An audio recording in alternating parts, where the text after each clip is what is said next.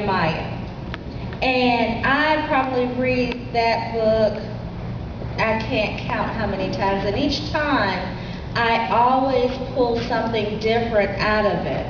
And when I think about each and every one of you and your compassion for helping others, we do this work not because it's going to make us rich financially, but because it makes us rich spiritually, because it allows us to be a servant to others. And when I think about Nehemiah, and for those of you who may not be familiar with the story or like me always pull something else out of it, let me just share a little bit about it with you as I take you through yesterday. Nehemiah was a cupbearer, and he had the ear of the king. However, he was still committed to his community. So when he heard about the disrepair that the wall in his community was in, he felt compelled after praying to go back and assist. Now, how many of us have learned, may have moved away from our neighborhoods, but we've heard or we've seen a disrepair and we've gone back to help? But like Nehemiah, we understand that we can't do it alone. And we have a new mayor that's coming in that's been sworn in as of Friday. And it gives him the opportunity to hear from each and every one of us. And when I thought about yesterday, the first course of the workshop that I thought about was Know Your Community. Because that's exactly what Nehemiah did. He assessed what was going on in his community. Now the next thing he did was he talked with the king, and the king not only gave him a letter for safe passage, but he also gave him a letter so that he could get the tools that he needed in order to rebuild. Show me the money.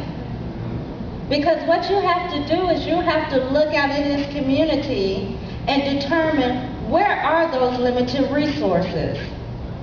And once he got to Jerusalem, what did he do? He surveyed the damage, grant writing. He put a plan together, and I have a simple saying, plan the work and work the plan. So just like in grant writing, you've got to be able to assess that situation, and you have to know what is it going to take, who and what resources is it going to take in order to reach that goal of improving the quality of lives of the individuals that we state that we're going to serve. Am I right? Right. Okay. Then the next thing he did was he enlisted the help of people to quickly help him repair. I thought about leveraging and maximizing your resources, because the work that we do, even as organizations, we can't do that work alone.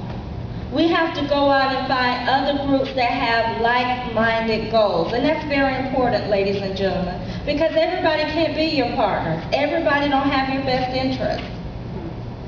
So you have to make sure that you're leveraging and maximizing those resources in order to help improve your communities.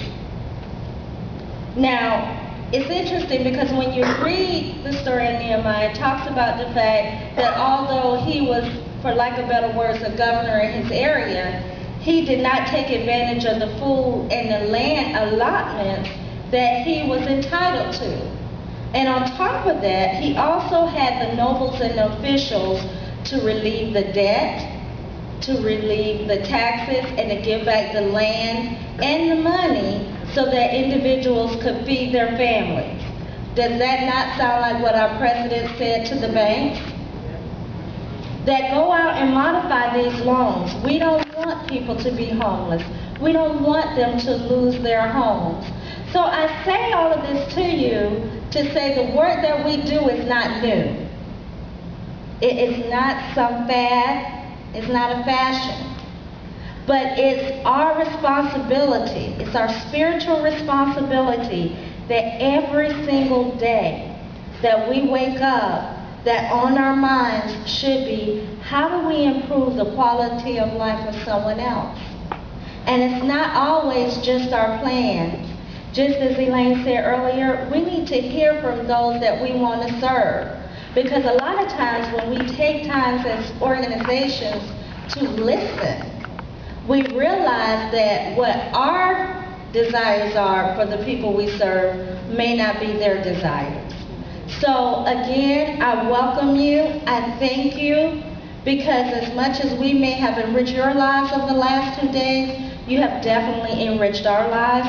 And I hope that you enjoy your second day and have a great one.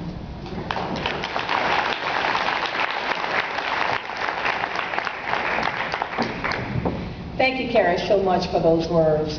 You know, I often spend time thinking about the course of my life and consider how fortunate I am to be where I am today.